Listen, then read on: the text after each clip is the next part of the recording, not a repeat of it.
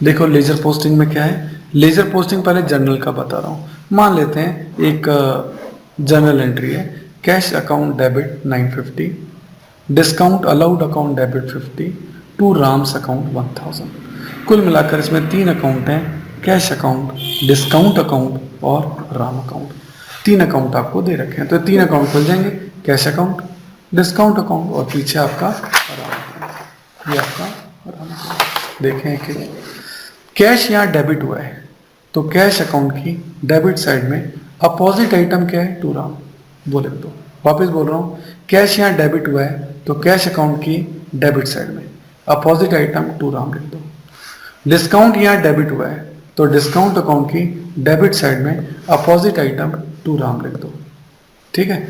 और राम यहाँ क्रेडिट हुआ है तो राम अकाउंट की क्रेडिट साइड में अपोजिट के आपके 2 आइटम है, दोनों लिख दो। राम क्रेडिट हुआ है तो राम अकाउंट की क्रेडिट साइड में दोनों आइटम आप लिख दो। इससे लेजर पोस्टिंग हो गई। तो ये जनरल है, जनरल से चीज कहाँ गई, लेजर में। अब यहाँ तो टू राम लिखा है, यहाँ कुछ लिखा हुआ नहीं है, तो ये बाय बैलेंस सीडी निकल जाएगा। बाय बैलेंस सीडी, सीडी का मतलब होता है कैरी डाउन। अकाउंट का बैलेंस जब निकालते हैं उसके लिए कैरी डाउन लिखते हैं। ये जो बैलेंस सीडी है अगले साल में क्या बन जाता है, टू बैलेंस बीडी। बीडी का मतलब होता है ब्रॉड डाउन, तो ये 950 यहाँ आ जाएगा, ठीक है, इस तरीके से। तो ये बैलेंस सीडी हो गया। डिस्काउंट जो है उसका भी बैलेंस निकल गया, यहाँ 50 है तो बराबर करने के लिए यहाँ भी बैलेंस सीडी लिख दिया।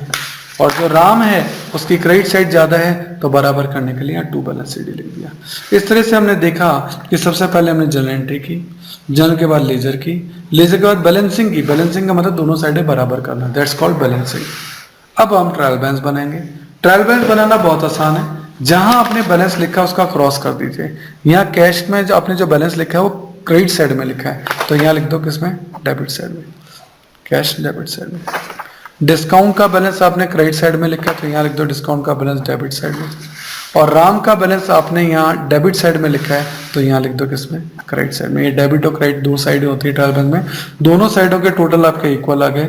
ये इक्वल ही आने चाहिए, ये अगर इक्वल है तो इसका मतलब आपका तरीका एकदम सही है। ये तो अपन ने सीखा जर्नल से लेजर बनाना। अब हम लेजर पोस्टिंग सीखते हैं सब्सिडरी बुक से, कि सब्सिडरी बुक से जो आप लेजर है वो आप कैसे बनाएंगे, ठीक है ना।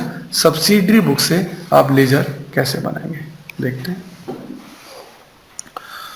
देखिए परचेज बुक मान लेते हैं। परचेज बुक में आप एंट्री जब करते हैं तो अपन को पता है कि परचेज बुक में कौन सी परचेज आती है, क्रेडिट परचेज आती है। किसकी आती है, गुड्स की आती है। तो पहले उसकी एंट्री सपोज करिए। सपोज क्या एंट्री करोगे, क्रेडिट परचेज की entry, purchase account debit to creditor. ये सपोज ही करनी है क्योंकि अब तो जनरल एंट्री करनी ही नहीं है ना। आप तो किससे लेजर बना रहे हैं, सब्सिडरी से, इसलिए ये एंट्री बस मन में सोच लो, सोच ली। परचेज यहाँ डेबिट हुआ है तो परचेज के क्रेडिटर यहाँ क्या हुए हैं, क्रेडिट हुए हैं, तो क्रेडिटर अकाउंट के क्रेडिट साइड में क्या लिखेंगे, बाय परचेज। जितने भी क्रेडिटर हैं उनके इंडिविजुअली अकाउंट बनेंगे। मान लो ABCD 4 आपके क्रेडिटर हैं तो ये अकाउंट 4 बार बनेगा।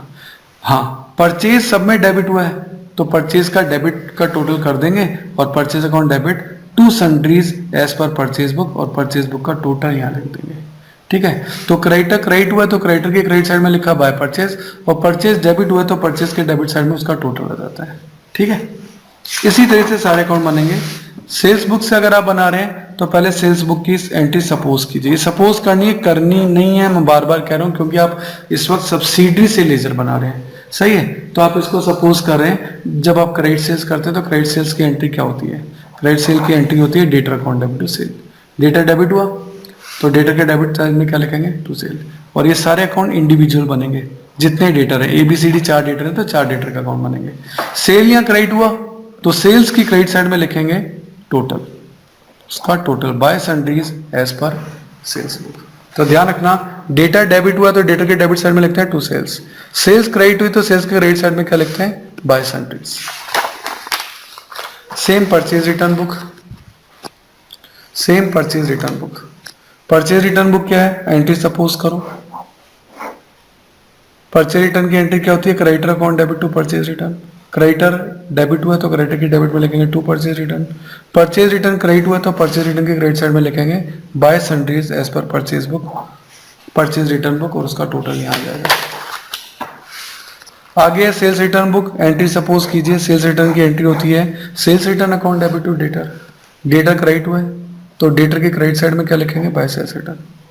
क्रेडिट हुआ है, क्रेडिट में लिख रहे हैं। सेल्स रिटर्न डेबिट हुआ है, तो सेल्स रिटर्न का जितना भी टोटल है सेल्स रिटर्न बुक का to sundries as per sales return book, और उसका टोटल आपका आ जाएगा। Bill receivable book entry suppose करिए, बीआर जब आता है तो एंट्री होती है बीआर टू डेटर, तो डेटर क्रेडिट हुआ है, डेटर की क्रेडिट साइड में क्या लिखेंगे, बाय बीआर। और बीआर डेबिट हुआ है तो बीआर के डेबिट साइड में लिखेंगे to sundries as per BR book. एक बार लिख के आपको एंट्रीज करनी पड़ेगी, आपको याद हो जाएगी, वैसे इसका आइटम कम ही पूछा जाता है। बिल पेएबल बुक, पहले एंट्री सपोज कीजिए, क्रेडिटर को बीपी दे रहे तो creditor to BP, debit the receiver, इसलिए क्रेडिटर को क्या कर दिया, डेबिट कर दिया। क्रेडिटर के डेबिट साइड में क्या लिखेंगे, टू बीपी, और बीपी क्रेडिट हुआ तो बीपी के क्रेडिट साइड में क्या लिखेंगे, by sundries as per BP, उसका टोटल आ जाएगा। कैश बुक से भी लेजर पोस्टिंग देख लो। देखो कैश बुक में आप जो है वो वेरियस ट्रांजेक्शन आप यहाँ दिखाते हैं। तो बैंक अकाउंट में आपने लिखा टू कैश, ठीक है, कैश अकाउंट में आपने लिखा बाय बैंक, इसकी लेजर पोस्टिंग नहीं होगी क्योंकि कैश और बैंक खुद ही लेजर ही है। यहाँ कैश बुक जो है लेजर को सब्स्टिट्यूट करती है। बैंक में पैसा जमा कराए या निकाले तो ये भी आपका यहाँ आ जाएगा। हाँ, राम से कैश मिला तो ये कैश में लिखा है टू राम, तो राम में क्या लिखेंगे, बाय कैश। कैश में लिखा था टू राम तो राम में लिखेंगे बाय कैश। बैंक चेक मिला सीता से तो बैंक में लिखा था टू सीता तो सीता में लिखेंगे बाय बैंक। क्रॉस एंट्रीज हो रही है। यहाँ लिखा था बाय शगुन कैश में लिखा था बाय शगुन तो शगुन में लिखेंगे टू कैश। बैंक में लिखा था बाय आयुषी तो आयुषी में लिखेंगे टू बैंक। सही है, इस तरीके से क्रॉस एंट्री कैश बुक से हो सकती है। क्लियर है। अब एक बहुत इंपॉर्टेंट आइटम बताता हूँ, क्लोजिंग ऑफ अकाउंट। अकाउंट को क्लोज कैसे करते हैं, तो देखो अकाउंट को क्लोज करने का पूरा एक तरीका है। क्या, जितने भी नॉमिनल अकाउंट होते हैं जैसे रेंट अकाउंट, वो P&L से क्लोज होगा, जितने भी नॉमिनल है ना। जैसे आपने रेंट को पे किया तो एंट्री क्या करोगे, रेंट टू कैश। अब रेंट डेबिट है, उसका अकाउंट क्लोज होना चाहिए, उसको क्रेडिट करेंगे, एंट्री होगी P&L टू रेंट, इसीलिए यहाँ आया P&L टू रेंट, P&L से क्लोज हो रहा है। So nominal account will be closed by transferring in trading और P&L। ये ट्रेडिंग में भी हो सकता है, P&L में भी, ये आपको नॉलेज तो धीरे धीरे होगी कि कैसे ये अकाउंट जाएगा। लेकिन जितने भी रियल अकाउंट हैं जैसे एसेट्स के, वो हमेशा बाय बैलेंस सीडी निकलेंगे और वो ट्रेडिंग पेन में नहीं आएंगे। वो बाय बैलेंस सीडी सीधा कहाँ आएगा, एसेट्स में। और जितने भी पर्सनल अकाउंट हैं उनका बाय बैलेंस सीडी भी निकल सकता है और टू बैलेंस सीडी भी निकल सकता है। अगर टू बैलेंस सीडी निकला तो लायबिलिटी में आएगा, और अगर बाय बैलेंस सीडी निकला है तो एसेट्स में आएगा, है ना। तो इसको ऐसे याद कर लो, बाय बैलेंस सीडी हमेशा एसेट्स में आता है और टू बैलेंस सीडी हमेशा लायबिलिटी में आता है। ये लर्न कर लो, किसी भी अकाउंट में बाय बैलेंस सीडी निकलेगा तो सीधा गिरेगा, कहाँ गिरेगा, एसेट्स में। टू बैलेंस सीडी होगा तो सीधा गिरेगा कहाँ, लायबिलिटी में। ये बात आपको याद रखनी है। कुछ तरीका आपको बता रहा हूँ। ट्रेडिंग अकाउंट में और P&L अकाउंट में जितने भी आइटम आते हैं वो सब नॉमिनल अकाउंट होते हैं, याद कर लो। कौन से अकाउंट होते हैं, नॉमिनल अकाउंट होते हैं, ये बात ध्यान रखना, नॉमिनल। जबकि बैलेंस शीट की एसेट साइड में रियल अकाउंट आते हैं। एसेट साइड में कौन से आते हैं, रियल। हाँ, कुछ पर्सनल होते हैं जैसे डेटर है, BR है, प्रीपेड है, ये पर्सनल भी हो जाते हैं। लेकिन बाकी सारे account, land, building, plant, machinery, furniture, fixture, cash, ये सब रियल अकाउंट हैं।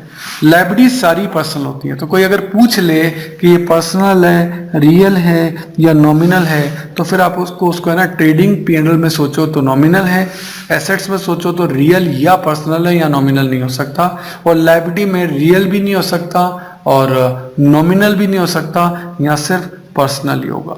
पहचानने का तरीका, जितने भी नाम है वो पर्सनल हैं, जितनी भी एसेट्स हैं वो रियल हैं, और एक्सपेंस और इनकम हमेशा नॉमिनल होते हैं। ये बात आपको ध्यान रखनी है, ठीक है। जैसे एक ट्रांजैक्शन समझते हैं, अगर कोई रनिंग बिजनेस है, कंटिन्यू है, उसकी बैलेंस शीट है, बैलेंस शीट में सारी एसेट्स दे रखी है, सारी लायबिलिटीज दे रखी है, और ये है 31 दिसंबर 2007 की। अगले साल 1 जनवरी 2008 को इस बैलेंस शीट को ओपन किया जाएगा। ओपन करने के लिए ओपनिंग एंट्री की जाती है। तो कोई पूछे ना ओपनिंग एंट्री क्यों की जाती है, तो बताना पिछले साल की बैलेंस शीट को ब्रॉड फॉरवर्ड करके इस साल लाया जाता है, तो एक एंट्री करनी पड़ती है अकाउंट्स ओपन करने की, उसको हम ओपनिंग एंट्री कहते हैं। बहुत ही सिंपल सा रूल है, जितनी भी एसेट्स यहाँ लिखी हुई हैं उन सबको यहाँ डेबिट करो, जितनी भी लाइबिलिटीज यहाँ लिखी हुई हैं उनको यहाँ क्रेडिट कर दो, बस। Debit all assets, credit all liabilities, इसी को अपन क्या कहते हैं, ओपनिंग एंट्री कहते हैं। ये बात अपन को ध्यान रखनी है, ठीक है ना। तो अब इनकी लेजर पोस्टिंग कैसे करेंगे, जितनी भी एसेट्स हैं इनका डेबिट बैलेंस होता है, डेबिट हुई है ना तो इनका डेबिट बैलेंस है, और ये क्रेडिट हुई है ना तो इनका क्या है, क्रेडिट बैलेंस है। तो जितनी भी एसेट्स हैं डेबिट बैलेंस होती है, इसीलिए उनको टू बैलेंस बीडी करके लिखा जाता है एसेट्स को, और जितनी भी लाइबिलिटीज होती है उनको क्रेडिट किया गया है, इसलिए उनको credit balance by balance BD लिखा जाता है। यानी कसम खा लो, जितनी भी एसेट्स हैं उनकी ओपनिंग एंट्री में उनको यहाँ टू बैलेंस बीडी लिखा जाएगा, और जितनी भी लाइबिलिटीज हैं उनको यहाँ बाय बैलेंस बीडी लिखा जाएगा, क्रेडिट किया जाएगा। ये बात आपको ध्यान रखनी है, ठीक है। ओके, बाकी काम अपन नेक्स्ट वीडियो में करेंगे। Thank you.